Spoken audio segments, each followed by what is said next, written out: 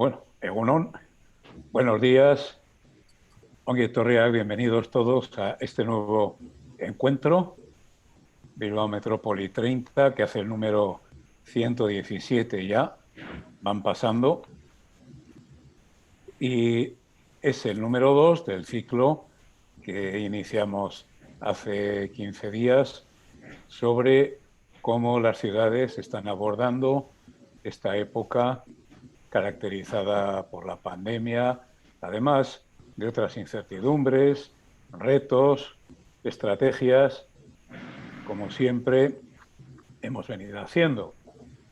Hoy tenemos con nosotros a Michel Zarzuela, un colega y un amigo, que es el director general de Brópolis de Zaragoza, al que le saludo y le agradezco muchísimo que nos dedique este tiempo. Un saludo también a todos los asistentes. Tenemos muchísimas inscripciones y creo que esta jornada, este seminario, este webinar va a ser un gran éxito. Y sin más, le paso la palabra a Ana Sancho, responsable de este proyecto, para que ya nos introduzca a todos en lo que es propiamente el contenido de esta conferencia. De nuevo, muchas gracias a todos. Eskerrik asko. Gracias, Alfonso.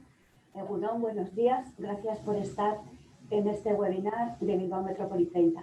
Hoy tiene lugar la segunda de las sesiones de los encuentros Bilbao Metrópoli 30, Topaketa sobre estrategias urbanas frente a la pandemia, que se organizan entre los meses de septiembre y noviembre. La semana pasada tuvimos a Kepakorta de Donostia a San Sebastián y hoy tenemos aquí el caso de Zaragoza. Para ello contamos con Michel Zarzuela, coordinador de Brópolis, que es la Asociación para el Desarrollo Estratégico de Zaragoza y de su entorno. Michel ha trabajado muchos años en las políticas locales del área de cultura del Ayuntamiento de Zaragoza. Es un gran conocedor de estos ámbitos, tanto como gestor cultural como grupo de base, también, desde todos los niveles. Desde 2013 es coordinador de Brópolis. Y desde esta asociación, también desde la subred ibérica de CIDEU, ha mostrado su experiencia en estrategia de ciudades.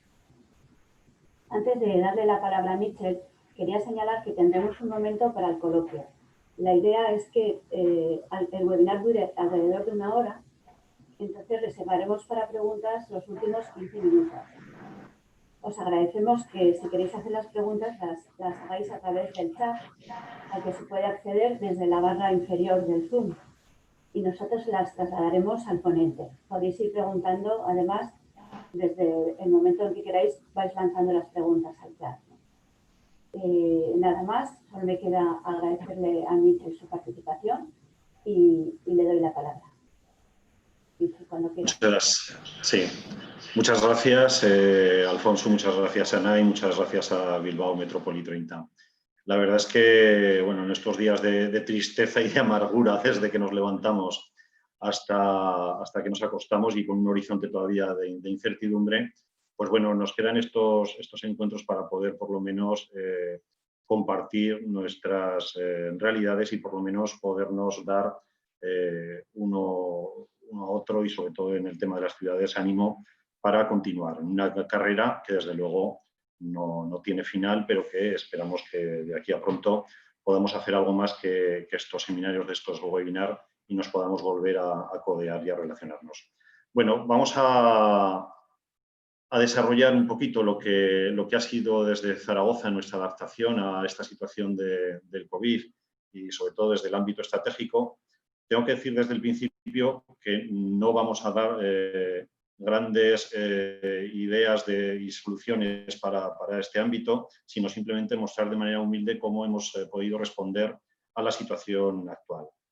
Para eso voy a incorporar un PowerPoint en el que vamos a desglosar desde el principio de lo que es Brópolis, porque me interesa reconocer ciertos elementos de la naturaleza de la propia entidad para entender después cómo hemos podido ir haciendo entrar lo que son las líneas estratégicas a lo que son las políticas actuales de la ciudad en el tema de la COVID y en la situación actual. Vamos a ver si aparece en condiciones. Un momentito.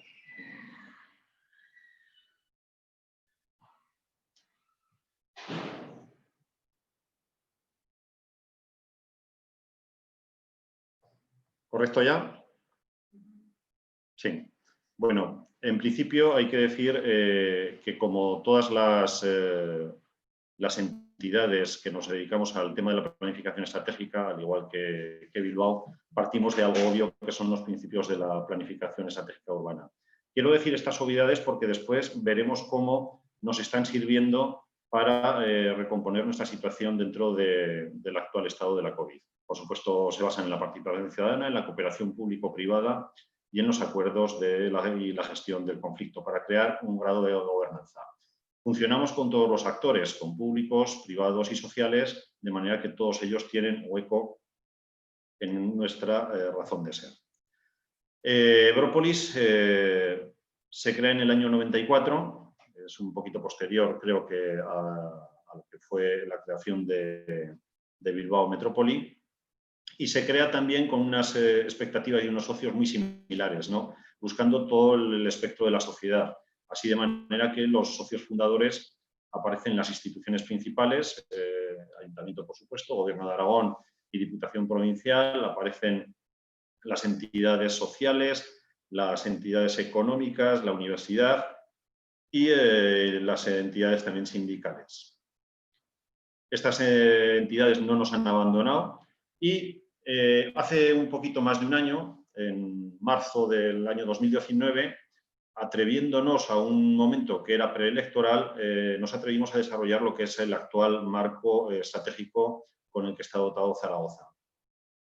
Y digo nos atrevimos porque se intuía un cambio de orientación política en lo que iba a ser el ayuntamiento, con lo cual podíamos incurrir en uno de los errores claves, que es que parezca que la planificación estratégica aprobada en aquel momento, pudiera obedecer exclusivamente a uno de los colores. Pero esto nos ha demostrado que no, y afortunadamente la madurez de Brópolis se sigue manteniendo con una orientación política completamente distinta a lo que fue hace más de un año en el mes de marzo. Bien, nos las veíamos con ganas, nos las veíamos con mucha ilusión, creamos esta estrategia más 20. Voy a dar solo unas pinceladas porque, como vuelvo a decir, nos van a servir para entender el momento actual y, fundamentalmente, sin entrar en desarrollos internos de lo que es la estrategia, sí que la manejábamos con estos tres enfoques temáticos, con la sostenibilidad, con la innovación y siempre las personas en el centro de todo.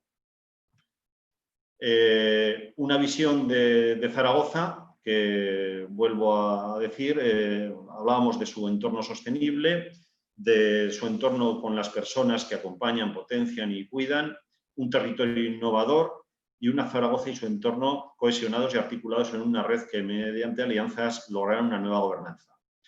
Bien, fue clave nuestra alineación de las dimensiones de la estrategia con los distintos objetivos de desarrollo sostenible, es decir, con la Agenda 2030. Porque eso nos ha planificado y nos ha facilitado muchas de las cuestiones que ahora estamos viviendo. Y a su vez hicimos también la alineación entre la relación entre las dimensiones de la propia estrategia y los objetivos de la Agenda Urbana Española. De manera que conseguimos un armazón importante de manera que quedara naturalizado ideológicamente con lo que eran las dos grandes marcos de generación de las propuestas estratégicas. La gobernanza de la estrategia supuso también un pacto por Zaragoza, una firma de todos los fundadores, una aprobación de todos los socios, lo que es habitual en cualquier planificación, hablar de corto, medio y largo plazo, y por supuesto un seguimiento y una evaluación. Y seguíamos contando con una de las joyas de la corona de lo que es Zaragoza y su planificación estratégica, como es el Observatorio Urbano de Zaragoza. Observatorio urbano que nos ayuda a establecer el análisis, diagnóstico, evaluación, etcétera, con un equipo técnico de carácter permanente, un cuadro de mando, un informe anual, que realiza esos diagnósticos, que evalúa el grado de cumplimiento de los objetivos o metas parciales planteadas, que nos permite hacer comparativas respecto de nuestras políticas con otras ciudades y otras realidades que tenemos en nuestro entorno, y con un sistema de indicadores que nos permite recibir la percepción y la opinión y de todos aquellos ámbitos en los que está desarrollado nuestra estrategia. A esto se le acompaña con una cátedra con la universidad sobre territorio, sociedad y visualización geográfica, que nos permite desarrollar informes monográficos y unos mapas sociodemográficos de Zaragoza, tanto por manzana como de distintos ámbitos, como podrían ser los equipamientos de distrito por portal, etc. Esto nos permite también abordar ámbitos de trabajo, como son los ámbitos de social, medio ambiente, socioeconómico, vivienda, espacio urbano, participación. Nos permite realizar informes específicos. Y, como decía, hay un grupo de trabajo multidisciplinar que realiza ese mantenimiento del observatorio y de sus indicadores. Bien, llegado a este grado, nos encontramos en la situación del confinamiento que nos recibe a todos como si fuera un estado de shock y en el cual nos tenemos que ir reponiendo. El primer problema que tuvimos fue nuestra adaptación a un ámbito telemático al que no estábamos preparados.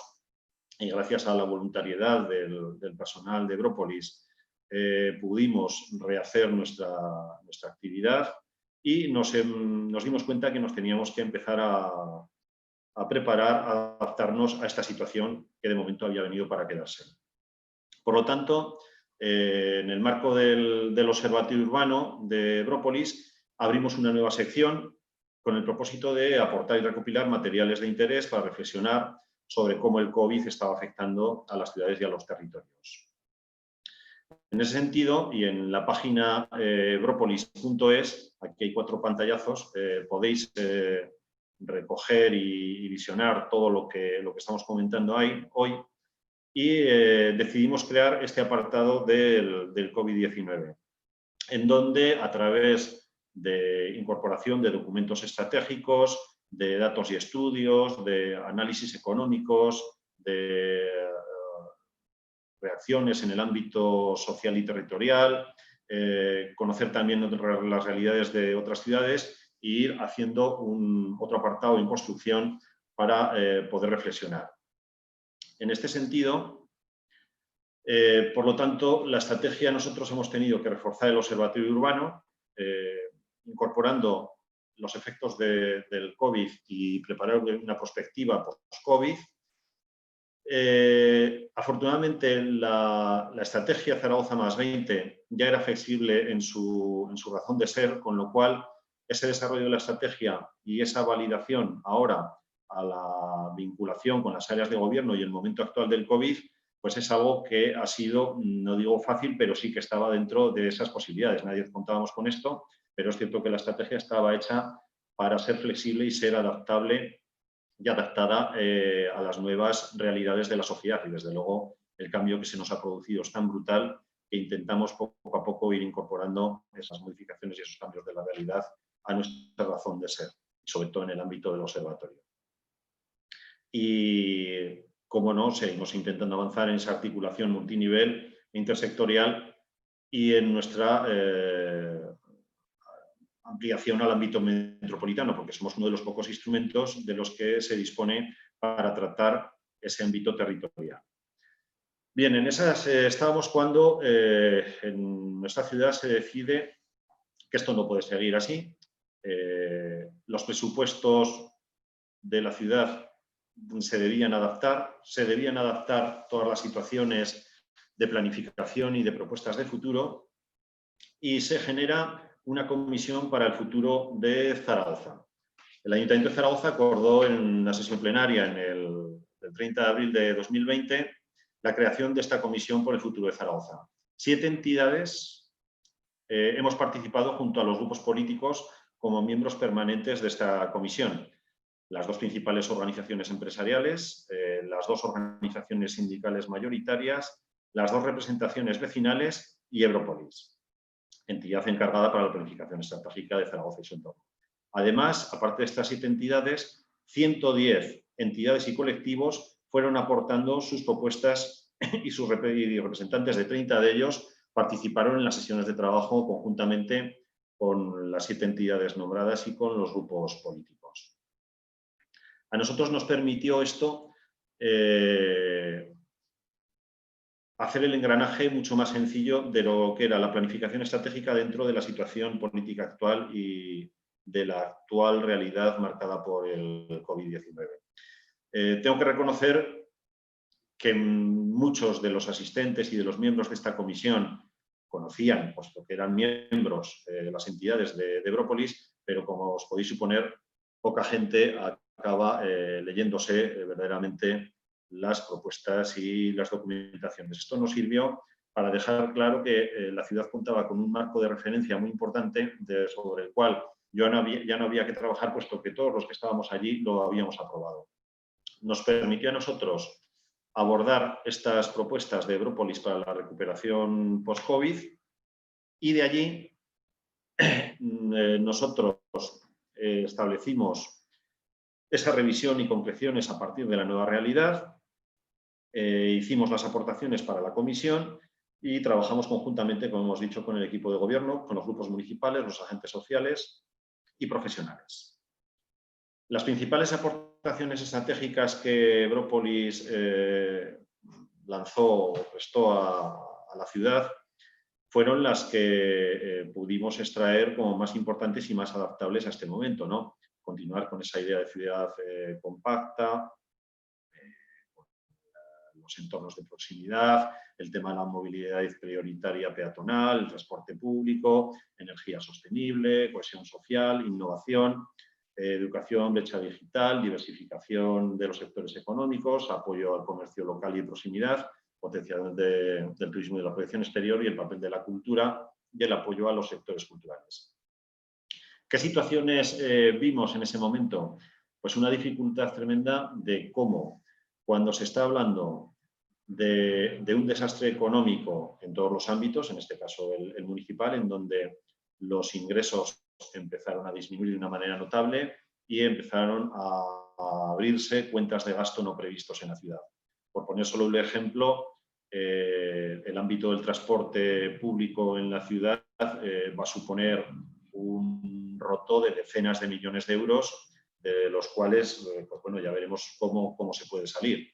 Y luego la segunda cuestión es que muchos de los agentes intentaron buscar en este acuerdo por el futuro de Zaragoza, a través de esta comisión, propuestas puntuales para resolver los problemas puntuales, con lo cual hubo incluso intervenciones que decían: a mí no me hablen ustedes ahora de descarbonización o de proyectos de futuro, porque yo lo que quiero arreglar es el momento de mañana del empleo, de los autónomos, de las ayudas de urgente necesidad, etc.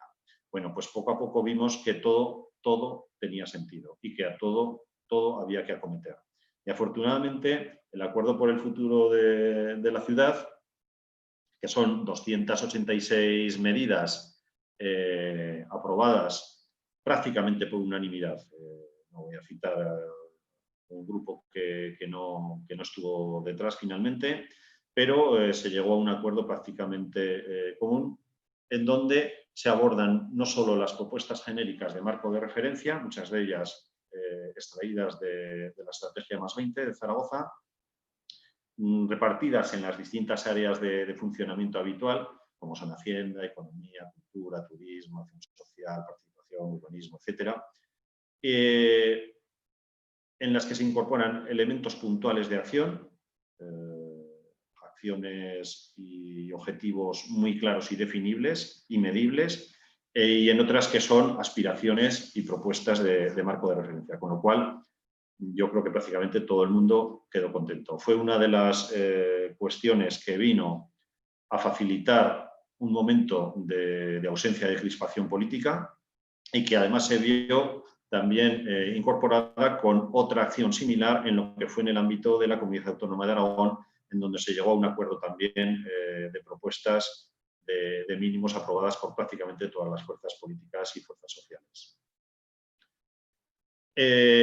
Más cuestiones que hemos abordado en este espacio COVID y post-COVID. Bueno, pues son, por ejemplo, una encuesta de condiciones de vida, de percepción y valoración emocional de la ciudadanía durante el confinamiento. Hemos podido abordar, y ahora quiero que entendáis el por qué os hablaba antes del Observatorio Urbano y de la Cátedra de Territorio que tiene Zaragoza. Bueno, pues mapas sociodemográficos relacionados con el COVID-19 que teníamos ya realizados por parte del Ayuntamiento han servido muchísimo para poder entender la realidad del COVID. Fijaos en estos mapas sociodemográficos en donde se puede hablar de la densidad de la población, del número de habitantes, metros cuadrados por habitante y por las viviendas, con 5 más personas. Podríamos triangular esos datos para poder definir aquellas zonas más susceptibles de poder entrar en relación con el COVID y ser más difíciles de tratamiento. Después, esto con las áreas sanitarias se va cruzando y la verdad es que permite un análisis de la realidad mucho más científica. En cuanto a la Cátedra Zaragoza de Vivienda, se ha hecho también un estudio sobre vulnerabilidad e inseguridad de los hogares y su impacto en la infancia. Hay una crónica resumen sobre la investigación realizada por la Universidad de Zaragoza y otro estudio sobre confinamiento y vivienda habitual en el momento del COVID-19. Del Gobierno de Aragón hemos incorporado también los mapas de caso de COVID-19 en Aragón. Daos cuenta que Aragón tiene una estructura territorial, yo creo que bastante singular, ¿no? Somos casi una ciudad-región, pero una región muy amplia, con muy poca población y donde más del 50% reside en Zaragoza y casi el 70% en Zaragoza y su área de influencia. Entonces nos interesaba también tener claro ese otro tipo de realidades de lo que es el Aragón que acompaña a la ciudad de Zaragoza. Por eso esos datos de la web sobre el COVID-19, de Salud Pública de Aragón, el Atlas de Salud, unos boletines y los datos del COVID-19 de la situación actual, con un portal de transparencia. En el ámbito económico hemos incluido también en ese apartado los informes económicos relativos a que va desarrollando el Gobierno de Aragón, sobre todo lo que pueda estar relacionado con el impacto del COVID y sobre el mercado de trabajo en este caso, el Instituto Aragonés de Estadística, indicadores económicos de septiembre, informes de coyuntura, etcétera. De la Cámara de Comercio también hemos incorporado el barómetro especial sobre el impacto de la COVID-19, un barómetro especial de julio del 20 y la coyuntura de julio del 2020. Del CESA, el Consejo Económico Social, los boletines trimestrales y de Ibercaja, la entidad económica de referencia en Aragón, su revista de economía aragonesa de julio pasado. Vamos incorporando el grupo de trabajos de otras ciudades, de lo que podemos extraer que vais haciendo en otros lugares, para poder tener una comparativa real de la situación y luego un apartado para reflexionar en donde incorporamos pues, todos aquellos aspectos de otros ámbitos internacionales en donde se pueden extraer informaciones por lo menos fidedignas respecto a esta complicada crisis del COVID. En resumen, estamos trabajando en que el Observatorio Urbano, con una sección web de la COVID, haga una recopilación de artículos y publicaciones de experiencias en otras ciudades, de estudios sociales de socios y colaboradores que son miembros del observatorio y estudios propios del observatorio. Y en la reflexión estratégica a partir de la estrategia Zaragoza más 20, damos continuidad a todo el trabajo de análisis con la Cátedra de Territorio. Vamos a continuar con reuniones con los grupos municipales, en donde después de esa aprobación de los 286 puntos acordados prácticamente en común por todos los grupos, pues os podéis suponer que la crispación política vuelve al momento en cada paso que se da para ver si hay cumplimiento o si se avanza o no en aquellos puntos que se aprobaron en su día. Con lo cual, son claves esas reuniones que tenemos con las distintas áreas de gobierno, sesiones de trabajo de los servicios de estudios de entidades del observatorio y otros grupos de trabajo para abordar la extensión metropolitana de la reflexión. Bien, y yo quería acabar mi intervención con una visión positiva de la jugada en la que nos encontramos. Afortunadamente, Europa, todos sabéis que ha mostrado una forma de actuar respecto a esta crisis que no se le conocía y en donde financieramente va a incorporar una capacidad económica a los distintos estados de la Unión que, en teoría, nos tienen que permitir el avanzar en esta época tan difícil.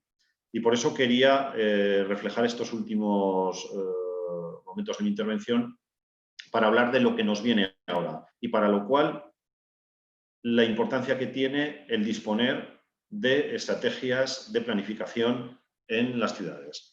Los pilares del Next Generation de la Unión Europea van a ser unas medidas de recuperación en donde ya sabéis que está aprobada esa financiación de 750.000 millones de euros y que este programa de la Next Generation radica en 3 pilares. En apoyar los esfuerzos de los Estados miembros, en apoyar a las empresas y en acelerar la transición ecológica y digital.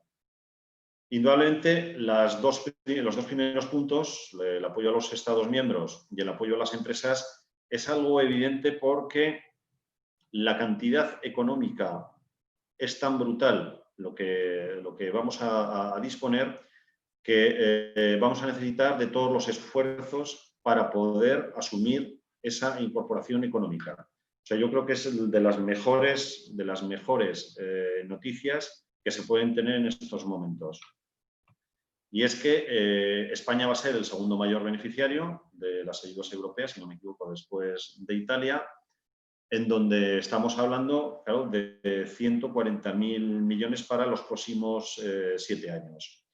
Si tenemos en cuenta que el Gobierno, y lo ha tomado de una manera clara, lo va a desarrollar desde el ámbito de presidencia, desde Moncloa, en donde va a haber una utilización de las empresas, de las grandes empresas sobre todo, para el desarrollo de estas cantidades. Luego estarán las comunidades autónomas y, por supuesto, las ciudades. Todo el mundo vamos a ser necesario para poder abordar esta cantidad impresionante de dinero que va a venir de aquí a 7 años. Y teniendo en cuenta, además, que en enero y febrero del año que viene van a ser claves para poder incorporarnos a lo que van a ser estas medidas. Por todo ello, la labor que hemos podido ir trabajando en cuanto a la planificación estratégica y nuestra alineación en lo que son los Objetivos de Desarrollo Sostenible y la agenda urbana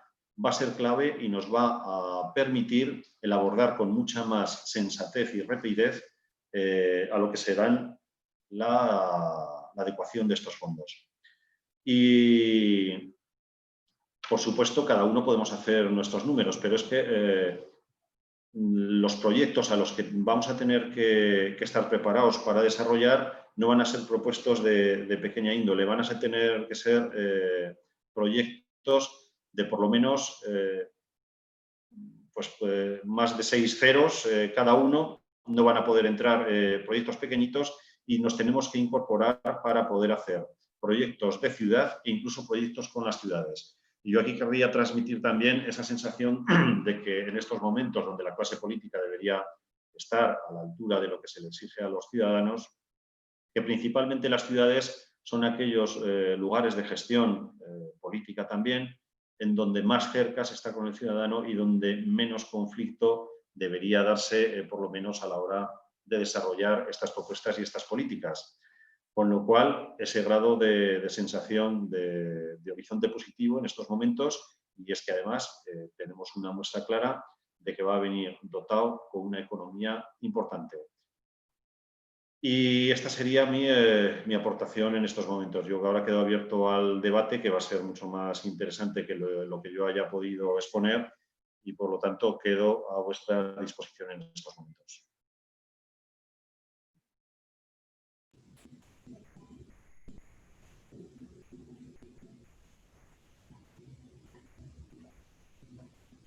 Muchas gracias, Michel, por tu presentación.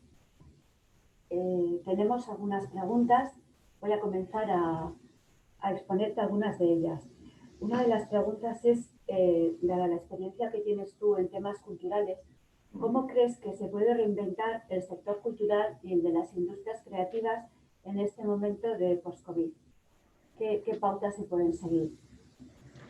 Pues tengo que decir que en estos momentos no me entra ninguna ilusión de volver a tener responsabilidades en materia de cultura, porque la tristeza en ese campo creo que es obvia y es uno de los sectores afectados con mayores dificultades y en cierto modo abandonados por parte de las políticas que se han hecho de apoyo económico.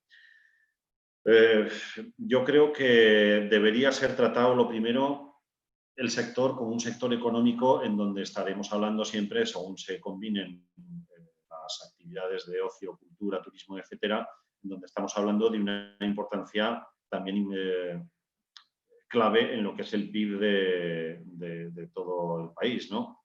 Entonces, no puede ser que todas esas personas y trabajadores, empresas, etcétera, desde los creadores y creativos hasta los técnicos de sonido, el personal de marketing, de promoción, entradas colaterales, etcétera, estén en un vacío en el que prácticamente, según las habilidades o la cercanía de ciertos ayuntamientos o ciertas comunidades autónomas, se han sentido mejor o acogidos que en otras. Pero en lo que son decisiones de respecto al ministerio, se están echando en falta porque desde luego no se abriga en estos momentos, salvo algunas acciones que ha habido a última hora y casi con una presión importante del sector, no se abriga una gran ventana hacia el aire fresco. Entonces es un sector que va a estar muy, muy afectado. Yo no tengo la varita mágica, pero desde luego, si ahora estuviera otra vez en ese sector que he estado muchos más años que en la planificación estratégica, estaría asumiendo una situación difícil en donde es un sector además a veces muy fragmentado, que ahora se ha dado cuenta que debería estar mucho más unido, y en donde las políticas a veces de las instituciones intentan jugar con ese sector para hacerse una fotografía como que la situación actual empieza a estar de una manera como que no ha pasado nada o que volvemos a una cierta normalidad, y se utilizan a veces esas acciones muy puntuales y muy pequeñitas, sin embargo no se está dando ningún tipo de apoyo claro al sector. Yo simplemente digo que se les trate como el resto de los sectores productivos afectados y que por lo tanto tengan ayudas y reconocimientos en ese sentido. Gracias, Miquel. Nos pregunta José María Piñol, de Tarragona, ¿en qué medida es compatible redactar las prioridades, manteniendo el marco estratégico vigente? Si se pueden perder diferenciación estratégica de cada ciudad o no. Pues fíjate, volviendo un poco a lo que os comentaba antes, cuando se planificó, por ejemplo, en Zaragoza, la Comisión para el Futuro de la Ciudad, nos dimos cuenta que podíamos ser un elemento molesto para la toma de decisiones de urgencia. Y entonces creo que hay que actuar con cierta psicología para aprender que en esas medidas urgentes tienes que ser un compañero de viaje que no destaque mucho, que no moleste, sobre todo, pero que a su vez, poco a poco, y una vez que esas medidas se van aprobando, se entienda que la planificación y la estrategia es un buen compañero de viaje y necesario para que esas medidas tengan sentido. Entonces hay que actuar con una cierta psicología. Hay que analizar la situación de cada espacio político y de cada lugar, ¿no? No somos iguales y las condiciones no son las mismas, pero desde luego hay que intentar eso, que nuestra mochila vaya bien repleta, bien cargada de lo que son las planificaciones y lo que es la estrategia de ciudad, y que sepamos adaptarla al momento actual para que no sea vista como algo que moleste o que incapacite. Por eso he querido acabar con los temas europeos, ¿no? Porque es que económicamente es que van a ser el mejor compañero de viaje que va a haber en las políticas para los 7 años próximos y en donde, desde luego, la planificación y la estrategia es que es clave, es que es casi una exigencia por parte de Europa, con lo cual, una vez resueltas, bueno, resueltas, si se puede hablar de resolución, de esas medidas necesarias y obligadas, creo que todo el mundo va a entender que la incorporación o el mantenimiento de las propuestas estratégicas es clave para asumir esos proyectos de la planificación del Green Deal europeo.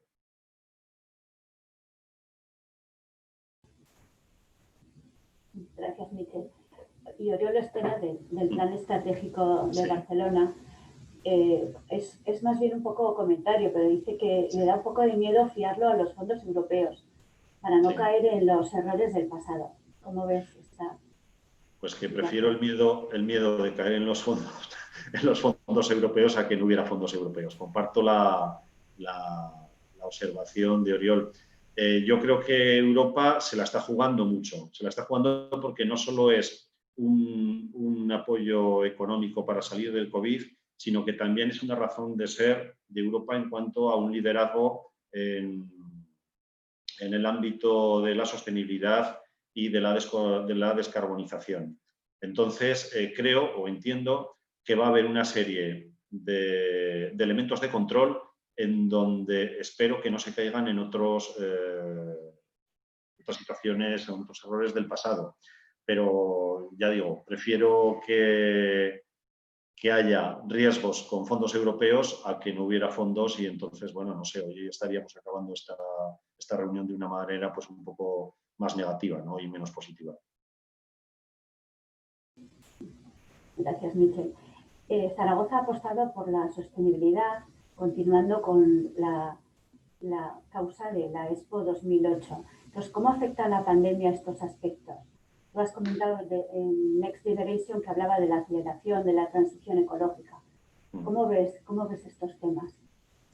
Bueno, pues ahí es donde creo que tenemos un hueco tremendo, pero es que además es que hay que bajarse un poco del cortoplacismo y de la visión a pequeña escala y pensar en ciudad y en el ámbito metropolitano en la medida que podamos, porque es la única manera de incorporarnos a estos proyectos que ahora vienen.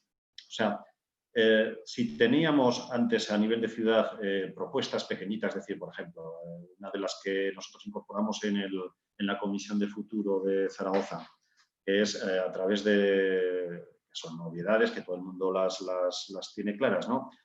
Tanto la rehabilitación urbana del parque de viviendas antiguo en materia tanto de accesibilidad como de energía. La dotación de techos solares en las zonas de viviendas, en polígonos industriales, etcétera.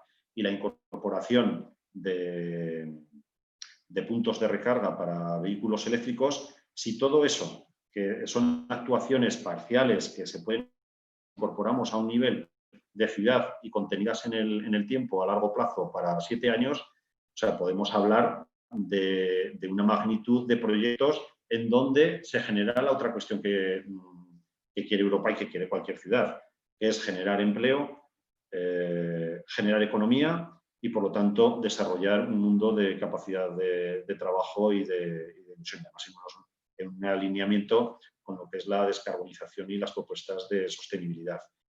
Y luego nos queda el ámbito de la movilidad.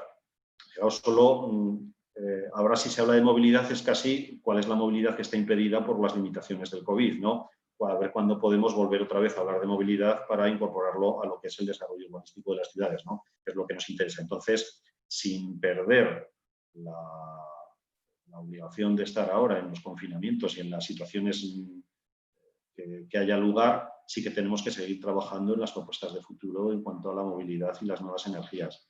Yo creo que somos claves las organizaciones o las entidades que podemos tener el lujo, voy a decir, de poder seguir reflexionando al margen de trabajar con lo que es el día a día, ¿no? Y luego forzar que las políticas se incorporen a este tipo de de líneas de sostenibilidad. Gracias, Miquel. Y profundizando en este tema, nos pregunta Ignacio Alcalde si puedes comentar un poco los enfoques de movilidad en la estrategia post-COVID, en concreto el de Zaragoza, el vínculo con iniciativas como Mobility City. Sí. Bueno, pues fíjate, yo creo que ahí nos quedamos todos, nunca mejor dicho, hablando de movilidad, un poco parados, porque, claro, la situación ha sido de horror, ¿no? Me imagino que como en todas las ciudades, nosotros las líneas de tranvía duplicadas al doble en cuanto a convoyes para que los escasísimos usuarios no pudieran tener ningún tipo de contacto, ¿no? Pasó lo mismo con las flotas de autobuses. Hubo que dejar fuera el tema de los vehículos de alquiler, tanto patinetes como motos eléctricas, etcétera. Y esto nos lleva a lo que supuso una de las contradicciones con las cuales vamos a tener que convivir. O sea, siempre estábamos abogando por el transporte público y de repente empezamos a decirle al personal que cogiera el transporte privado porque el transporte público, cuanto menos lo usara, pues mejor, ¿no? Bueno, pero es una situación que es circunstancial. A partir de la cuestión que has comentado, el Mobility City es una propuesta de diseño y de reflexión y de pruebas de lo que sería la nueva movilidad eléctrica en todos sus ámbitos. Es un proyecto promovido por la Fundación Ibercaja y por el Gobierno de Aragón, en el cual estamos Zaragoza y está Ebrópolis como socios, junto con muchas más entidades, clústeres, empresas, etcétera, y donde la verdad es que no han parado, después del confinamiento, de seguir realizando actividades y propuestas de futuro y sin dejar, prácticamente de abordar los temas propuestos. Es decir, no hay ninguna línea que no se haya mantenido como propuesta de trabajo de Mobility City. Sigue pretendiendo ser uno de los emblemas de la movilidad. Va a ubicarse en un sitio paradigmático de lo que fue la antigua Expo de Zaragoza, en el pabellón Puente de Zazajadí, y utilizando también unos espacios exteriores para la realización de pruebas y desarrollo de prototipos, etcétera, tanto de vehículo autónomo y de novedades que pueda haber en el sector. Bueno, pues ahí estamos prácticamente todos y con mucha ilusión de que el proyecto siga adelante. Bueno, ya sabéis que cuando hay una entidad financiera detrás, pues también ayuda, ¿no? El que económicamente la verdad es que está más claro, cruzo los dedos, pero está más claro el desarrollo económico del tema. También tiene una página web a la que podéis entrar y ver el desarrollo de las propuestas que se abren a distintos ámbitos. Y espero que a finales de año, que ha habido 3 meses casi de retraso de lo que es la adaptación del pabellón Puente, pero a finales de año, comienzos del que viene, yo creo que se podrá empezar a hablar de una realidad por lo menos tangible, aunque el trabajo se sigue haciendo en lo que son los diseños de propuestas, de ideas y a través de la web y ámbitos telemáticos. Ahora, en la Semana de la Movilidad, ellos, Mobility City, pues prácticamente lideró toda una serie de actividades y de webinar en el ámbito de la movilidad, pues desde la última milla hasta las posibilidades de vehículos de hidrógeno, pasando por todas las innovaciones, etcétera, y con participación de representantes del sector, que fue bastante interesante. Gracias, Miquel. Nos preguntan también por la resiliencia de las ciudades. ¿Qué mecanismos de recuperación o de resiliencia crees que son adecuados para las ciudades, más que adecuados, necesarios? ¿O qué nos puedes decir de este tema?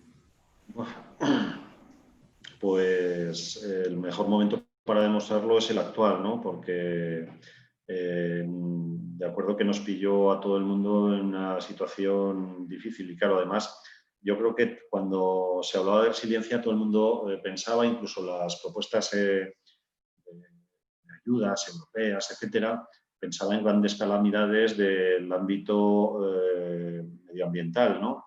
Pues en situaciones devastadoras por temas climáticos, por inundaciones, por grandes sequías, etcétera. Y de repente nos viene un virus imprevisto y que nos deja a todos totalmente helados, ¿no? Entonces, ¿cómo lograr esa capacidad de aguante, de ser flexibles para poder volver a decir que puede seguir siendo algo? Pues aquí estamos en una prueba de fuego tremenda y la verdad es que yo creo que nadie lo teníamos previsto cómo hacerlo, porque sí que nos adaptábamos a ese tipo de resiliencias, como digo, materiales en cuanto a situaciones posibles del cambio climático, etcétera, pero esto nos ha dejado fuera de lugar, ¿no? Y yo creo que además en el tema económico, o sea, no sé, antes había una frase que se decía que esto no hay Dios que lo hunda, ¿no?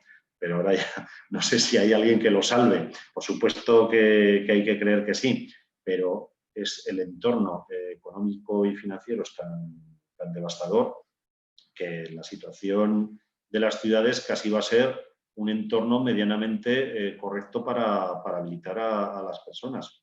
Pero yo en este momento, desde luego hay que tomar unas decisiones tremendas para eliminar esa quiebra social y económica de mucha gente que se está viendo afectada. Y desgraciadamente son acciones del día a día, de corto plazo, hay que ser ahí claro. Y luego, una vez que se pueda respirar, empezar a avanzar en que esto nos puede volver a ocurrir y, por lo tanto, crear unos mecanismos que nos permita abordar esto con una sensación de, por lo menos, no digo de más poderío, pero sí de una cierta consolidación de las formas y de las medidas que estamos tomando en estos momentos, muchas veces sin haberlas tenido previstas. Nos comentaban una persona en el chat que esta inyección de optimismo es muy interesante porque traslada el dato de la asignación de recursos por parte de Europa, que también hay que contar con ello, ¿no? Como has expuesto tú, ¿no, Michel? También nos preguntan qué tipo de información os han dado los mapas sociodemográficos que tenéis geolocalizados para el momento COVID, con respecto, por ejemplo, a las personas mayores o algún aspecto social más que os ha parecido interesante reseñar.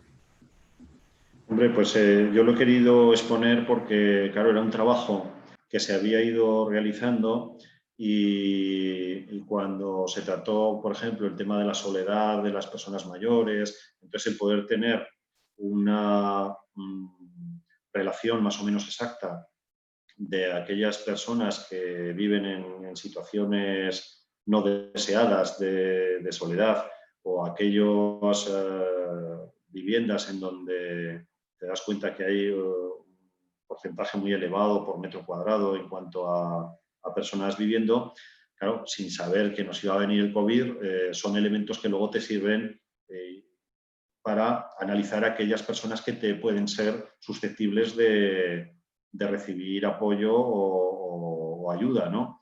Y entonces, sobre todo de cara a lo que ha sido el desarrollo de los servicios sociales, el tema de lo que han sido las atenciones a las comidas, etcétera, ha subido un porcentaje tremendo. Bueno, pues las zonas han quedado delimitadas claramente en aquellas zonas donde los mapas ya nos decían que existían esas situaciones, ¿no? Y esos problemas, con lo cual puedes empezar a realizar lo que el personal y la labor que dispones en aquellas zonas que realmente se va a producir. Son elementos científicos que te permiten para abordar las políticas tanto a medio y largo plazo y sobre todo ahora también en momentos de una catástrofe como esta.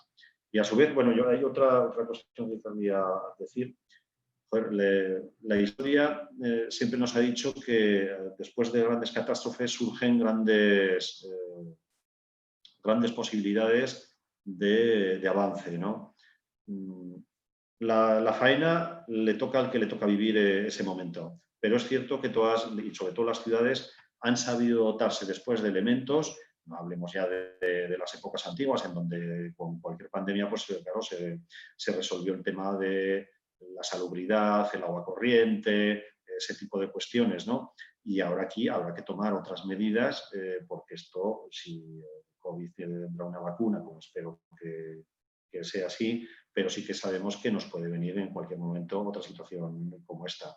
Y desde luego de grandes problemas hay que saber desarrollar grandes soluciones.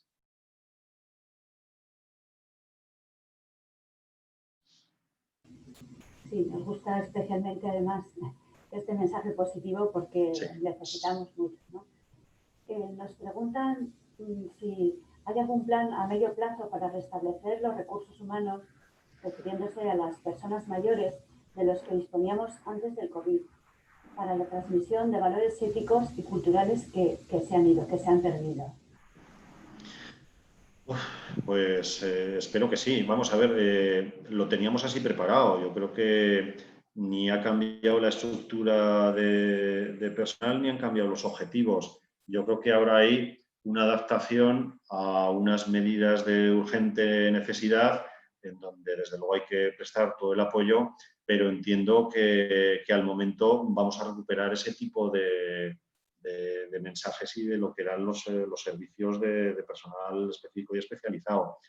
Vamos, no creo que nadie se haya cargado este tipo de servicios y de apoyos, con lo cual yo ahí sí que soy, pues, objetivamente positivo en que se va a recuperar todo eso, pero indudablemente ahora hay que hacer una serie de labores de urgente necesidad.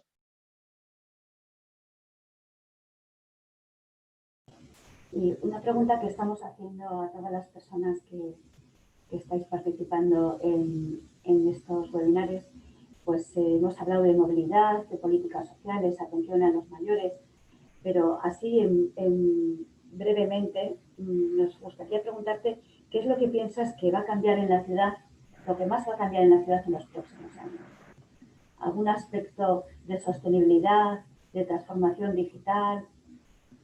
A ver, hay una serie de transformaciones que nos da cierto pánico, en el sentido de que no podamos recuperar ciertas relaciones sociales, por lo menos en un tiempo largo, de las que estábamos habituados y que tendrán efecto en lo que es nuestra vida mediterránea y coloquial. Y volviendo al ámbito de cultura, en todos aquellos eventos, tanto festivos como culturales, como musicales y de actividades, etcétera, de espectáculos, en donde da cierto miedo el pensar que va a ser muy gradual el momento en el que podamos recuperar aquello, con lo cual ahí va a haber una modificación notable de nuestras relaciones y de nuestros comportamientos culturales. Pero luego están los otros, los que queremos provocar, de cambios reales y que yo creo que siguen manteniéndose en lo que va a ser un cambio de la movilidad en un sentido estricto y acompañada siempre con un cambio de la incorporación de energías limpias. Cada uno tenemos una realidad distinta, ¿no? Hay una fórmula que para entender lo que somos Zaragoza y Aragón, que siempre me gusta, ahora que estamos hablando con Bilbao. El País Vasco, lo que es territorialmente, sería la mitad de la provincia de Huesca, pero en población tiene prácticamente el doble de la población que tiene Aragón.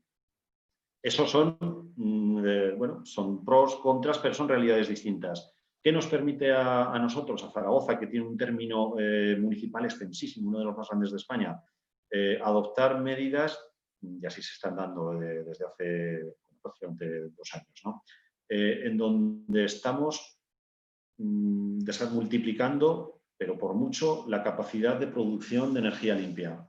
Pero tremendo, o sea, nos estamos convirtiendo en un tanto eólica como fotovoltaica y luego está la cuestión hidráulica, ¿no? Vamos a ser uno de los productores tremendos, o sea, no vamos a poder consumir nosotros toda la energía que produzcamos. Eso trasladado e incorporado a una movilidad limpia, a un sistema energético de mayores condiciones de lo que sería la rehabilitación de las viviendas, etcétera, yo creo que nos otorga una forma de ver el futuro también muy interesante. pero mucho, en donde cambien las modalidades de utilización de los vehículos, lo que se está diciendo siempre, donde la gente ya no necesite tener un vehículo, sino que pueda disponer de un vehículo, según las necesidades y según las fórmulas de obligaciones que uno tenga, ¿no? Y eso trasladado a las empresas, a los temas comerciales, a los transportes públicos, etcétera, se abren unas expectativas muy interesantes.